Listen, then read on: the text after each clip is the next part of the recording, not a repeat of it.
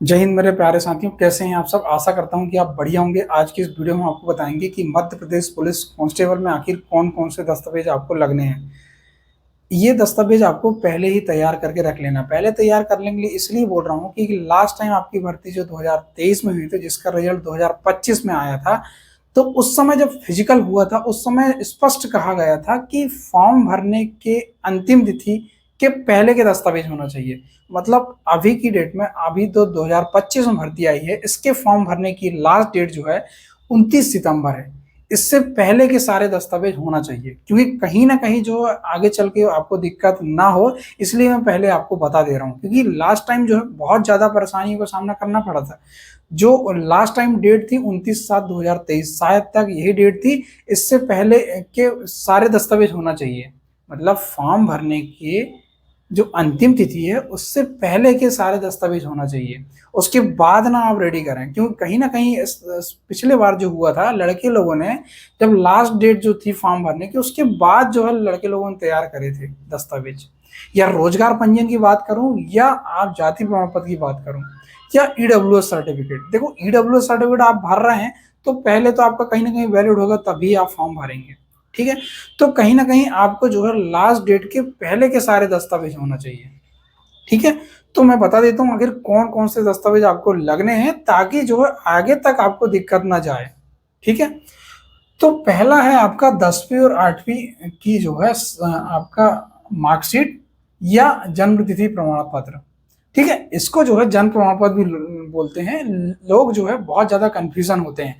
8वीं या 10वीं की मार्कशीट से जो है जन्म तिथि वेरीफाई होती है, इसलिए इसको जन्म प्रमाण पत्र भी आप रूल बुक में देखेंगे, जन्म प्रमाण पत्र उसमें लिखा हुआ है। तो आप परेशान ना हो, पता चला आप नया जन्म प्रमाण पत्र आपका बनवाने लगे तो आपको नहीं करना है। सिर्फ वेरीफाई जो है 8वीं 10वीं से आपकी जो है जन्म तिथि वेरीफाई होती है। ठीक है। दूसरा है रोजगार पंजीयन का। रोजगार पंजीयन का जो है बहुत ज्यादा मुद्दा चल रहा था बीच में, तो स्पष्ट शासन के निर्देश हैं कि रोजगार पंजीयन अब जो है नहीं लग रहा है। मतलब आपको जो है रोजगार पंजीयन तैयार बिल्कुल नहीं करना, मतलब रोजगार पंजीयन आपको नहीं बनाना है। ठीक है। और अभी जो फॉर्म भर रहे हैं तो उसमें रोजगार पंजीयन वाला कॉलम नहीं है, तो आप परेशान बिल्कुल ना हो। कि बहुत सारे लड़के जो है कमेंट सेक्शन में कमेंट कर रहे हैं कि सर रोजगार पंजीयन लगेगा। तो स्पष्ट है कि आप रोजगार पंजीयन नहीं लगेगा, तो आप ना बनवाएं।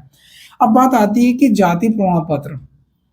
ठीक है। जाति प्रमाण पत्र आप एसटी कैटेगरी के या एससी कैटेगरी या ओबीसी कैटेगरी के हैं, तो आपको जो है कहीं ना कहीं ये आपको छूट लेना है, या आप एज रिलैक्सेशन में, या आपको कहीं ना कहीं हाइट में छूट, या आपको शारीरिक दक्षता जो परीक्षा होती है उसमें अगर आपको छूट चाहिए, तो आपको कहीं ना कहीं जाति प्रमाण पत्र लगाना होगा। या आप शैक्षणिक अर्हता में छूट लेना चाह रहे हैं कहीं ना कहीं, तो आपको जो है जाति प्रमाण पत्र आपको लगाना होगा।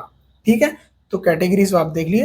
अब आता है चौथा, मूल निवासी प्रमाण पत्र। मूल निवासी प्रमाण पत्र, तो बात ये आती, देखो ये एक पहले और बता दूं आपको कि जाति प्रमाण पत्र जो है आपका आपका अगर पुराना बना हो, आपने पिछले साल या आने वाले पिछले 2 साल से आपको बना रखा हुआ है, तो कोई दिक्कत नहीं, वह जाति प्रमाण पत्र चल जाता है। ठीक है। एक बात और, जाति प्रमाण पत्र एक सेंट्रल का बनता है, एक स्टेट का बनता है। तो आपके पास जो है स्टेट का आप बनवा लें, क्योंकि कई बार होता है जब डीवी होता है आपका, अभी तो ले लेगा ऑनलाइन में, लेकिन जब आपका दस्तावेज होगा या शारीरिक परीक्षण आपका होगा, जब आपका फिजिकल होगा, तब जो है कहीं ना कहीं जाति प्रमाण पत्र मांगा जाता है। उस समय ये नाटक ना हो कि कहीं ना कहीं आपका जो है सेंट्रल का नहीं चलेगा, स्टेट का चलेगा। तो आप जो है स्टेट का फॉर्म भर रहे हैं, तो आपके पास जाति प्रमाण पत्र जो है स्टेट का होना जरूरी है। ठीक है। तो ये आप काम करवा लें। मूल निवासी प्रमाण पत्र की बात करो, तो मूल निवासी प्रमाण पत्र, आप जहाँ के मूल निवासी हैं तो वहां पर आप मूल निवासी प्रमाण पत्र बनवा सकते हैं। तहसीलदार है, एसडीएम कार्यालय में बनते हैं, या जाति प्रमाण पत्र हो या मूल निवासी प्रमाण पत्र, तो आप वहां पर बनवा लें। तो मूल निवासी प्रमाण पत्र ऐसा कोई जरूरी नहीं है, ये सारे दस्तावेज कोई जरूरी नहीं है रिसेंट में ही अब भी बनवाना आपको। अगर आपके पास पुराने हैं या जाति प्रमाण पत्र आपके पास पुराना है, कोई दिक्कत नहीं, चलेगा। और आपके पास अगर मूल निवासी प्रमाण पत्र पुराना है तो भी चलेगा, आप परेशान बिल्कुल ना हो। ठीक है। लेकिन ये दस्तावेज होना अनिवार्य है। और एक बात और, जो अदर स्टेट के लोग हैं जहाँ के आप मूल निवासी, वहां पर का आपका मूल निवासी प्रमाण पत्र बनवाना है। ठीक है। आप नहीं तो कहीं का भी पुराना एड्रेस दे दिए, तो इतना आसान काम नहीं, हालांकि मूल निवासी प्रमाण पत्र बनाना। अब आता है ईडब्ल्यू सर्टिफिकेट। आप जनरल कैटेगरी से बिलोंग करते हैं, आप ईडब्ल्यूएस के लिए पात्र हैं, कहीं ना कहीं आपका ईडब्ल्यू सर्टिफिकेट बनवाने के आप पात्र हैं, तो आप ईडब्ल्यू सर्टिफिकेट बनवाइए। अगर आप पात्र हैं तो जरूर बनवाइए, क्योंकि ईडब्ल्यू सर्टिफिकेट एक ऐसी कैटेगरी है, एक रिजर्व कैटेगरी, आपको यहाँ पर जरूर फायदा मिलेगा। जैसे एसटी कैटेगरी की रिजर्व सीटें रहती हैं, एसटी कैटेगरी रिजर्व सीटें रहती हैं, ऐसे ही ईडब्ल्यूएस की रिजर्व सीटें रहती हैं। यहाँ पर आपको कहीं ना कहीं फायदा आपको मिलने वाला है, तो आप ईडब्ल्यूएस सर्टिफिकेट बनवा लें। ठीक है, आपको इसका फायदा जरूर लेना है। ठीक है, क्योंकि कहीं ना कहीं कट ऑफ में बहुत प्रभाव डालता है ना। आधार कार्ड की बात करूँ, देखो आइडेंटिटी वेरिफिकेशन के लिए आइडेंटिटी वेरीफाई होती है आपका आधार कार्ड, इसमें फिंगर वगैरह सारी चीजें आपकी लगती है।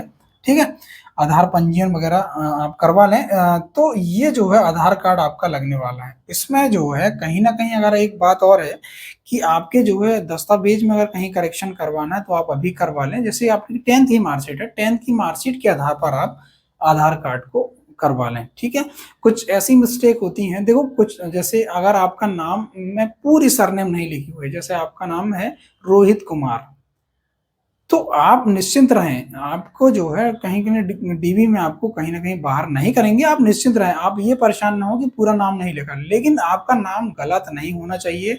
आधार कार्ड और मार्कशीट में एक ही नाम होना चाहिए आपका। ठीक है, उसके लिए आप परेशान ना हो, बस ये है कि स्पेलिंग मिस्टेक ना हो, आपके फादर मदर नेम में स्पेलिंग मिस्टेक ना हो।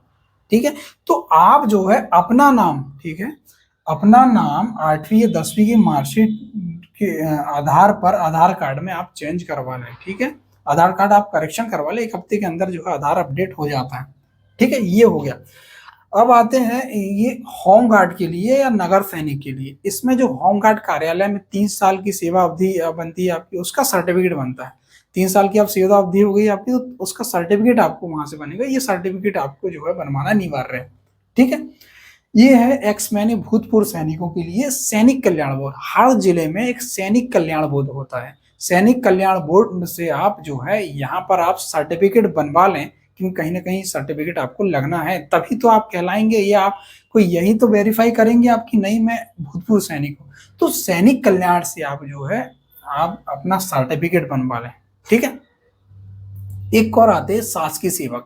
अगर आप कोई भी शासकीय सेवक हैं, या आप हमारे एसएएफ वाले लड़के हैं, या कोई भी आप शासकीय सेवक हैं जो रुचि रख रहे हैं कहीं ना कहीं एमपी पुलिस में आने की, तो उनके लिए जो है कहीं ना कहीं आपका जो नियुक्तिकर्ता अधिकारी है, जिसने आपको नियुक्त करा है, उस नियुक्तिकर्ता अधिकारी से आपको परमिशन करवाना है। कहीं ना कहीं आपको परमिट लेना है इनसे कि हम फॉर्म डाल सकते हैं, हम पेपर एग्जाम में बैठ सकते हैं। तो परमिशन आपको बहुत आसानी से मिल जाएगी, आप आवेदन लिखोगे जो भी आपका नियुक्तिकर्ता अधिकारी है। ठीक है, अब आता है एनसीसी सर्टिफिकेट कि जो एनसीसी से के पास एनसीसी वाले हैं उनके पास सी सर्टिफिकेट है, उनके लिए 5% अंक होंगे। 5% अंक किसके होंगे? आपने अगर पता चला 100 नंबर का आपने एग्जाम में आपने 85 नंबर लेकर आए, तो 85 का आपका 5% आपको मार्क्स इसमें मिलेंगे। ठीक है, उसके लिए आपको जो है एनसीसी सी सर्टिफिकेट आपको लगाना है, लेकिन ये जो है जारी होना चाहिए आपका 29, जो लास्ट डेट मैंने बताया आपको 29 सितंबर ये लास्ट डेट है, इससे पहले ही जारी होना चाहिए। नहीं तो पता चला आपने उसमें यस तो कर दिए, ठीक है एनसीसी सर्टिफिकेट, अगर इसके बाद अगर जारी हुआ है 29 तारीख जो लास्ट फॉर्म भरने की लास्ट डेट है, इसके बाद अगर जारी होगा तो ये कोई काम का नहीं है। ठीक है, तो ध्यान रखें, इससे पहले कि आप कहीं ना कहीं ये जारी होना चाहिए। ये सारे दस्तावेज मैंने बताया आपको, ये जो है 29 सितंबर तारीख है, ये 29 सितंबर से पहले ही सारे दस्तावेज आप तैयार कर लें। ठीक है, अब बात आती है ईडब्ल्यू सर्टिफिकेट। देखो ईडब्ल्यू सर्टिफिकेट यार वित्तीय वर्ष में बनता है, तो आप कुछ लड़के वैसे होंगे जिनका एक्सपायर हो रहा है अक्टूबर नवंबर में, तो आप जो है कोई दिक्कत नहीं, आप उसी ईडब्ल्यूएस से फॉर्म भरिए। आप ये नहीं कि नया ईडब्ल्यूएस तत्काल बनवाएंगे देखो और उसके बाद फॉर्म भरेंगे, तो आप बिल्कुल परेशान ना हो। तो आप जो है कहीं ना कहीं पुराना ईडब्ल्यूएस से आप भर दें। ठीक है, जब आपका एक्सपायर होगा तब आप बनवा लें, तो वित्तीय वर्ष का रहता है, हर साल का ये रहता है। ठीक है, अब आती है बात कि अभी जो आप फॉर्म भर रहे हैं, तो फॉर्म भरने में जब आप वहाँ पर आप अपनी प्राथमिकताएं डाल रहे हैं, एक तो एसएएफ या डीईएफ डाल रहे हैं आप, तो आप क्या काम करें, सर्वप्रथम आप डालें DEF। पिछली बार गलती करे थे तो SEF डाल दिए थे, इसलिए फर्स्ट प्रेफरेंस अच्छा खासा नंबर थे, फर्स्ट प्रेफरेंस SEF डाली तो SEF मिल गई। अब DEF की आप अपेक्षाएं कर रहे हैं कि हमें DEF मिले, बिल्कुल नहीं। आप जब पहले आप डालें DEF, मतलब आप डालें B, उसके बाद डालें आप A। ठीक है, आप पहले DEF डालें, उसके बाद डालें आप SEF। तो ध्यान रखें, B जो है DEF में है, A जो है SEF में, A SEF, B DEF। तो आप जब डालें तो आपको क्या पता भाई साहब कि आपके कितने नंबर आए, लेकिन अगर आपके अच्छे खासे नंबर आ रहे हैं 80 प्लस, या आपके जो है जिस हिसाब से कट ऑफ जाता है उससे कई बार होता है कि आपके जो है अच्छे खासे नंबर आ जाते हैं, उसके बाद आप भूलवश कहीं ना कहीं SEF डाल देते तो आपको SEF मिल जाती।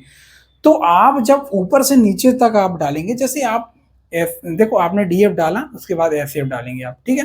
तो आप जब DEF डालेंगे तो आपके DEF के हिसाब से कट ऑफ गया। अगर आपके पास अगर अच्छे खासे नंबर है आपके DEF के कट ऑफ के आधार पर आपके नंबर है, कहीं ना कहीं DEF के आधार पर नंबर है आपके, कहीं ना कहीं DEF की कट ऑफ में आप पार कर लिए तो आपको DEF मिल जाएगा। लेकिन अगर आपने DEF के हिसाब से आपके नंबर नहीं, तो फिर आप नीचे SEF आ जाएंगे। तो गलती यही नहीं करना, पता चला आपने SEF डाला तो सीधे SEF मिल जाएगी, फिर DEF के कोई चांस नहीं है, ठीक है, क्योंकि आपको जो है ऑलरेडी नीचे वाली पोस्ट तो DEF से नीचे आती है। तो अब बात आती है कि तो आप DEF डालें फिर SEF डालें, ठीक है। तो उसके लिए आप डालें पहले B फिर A, ठीक है।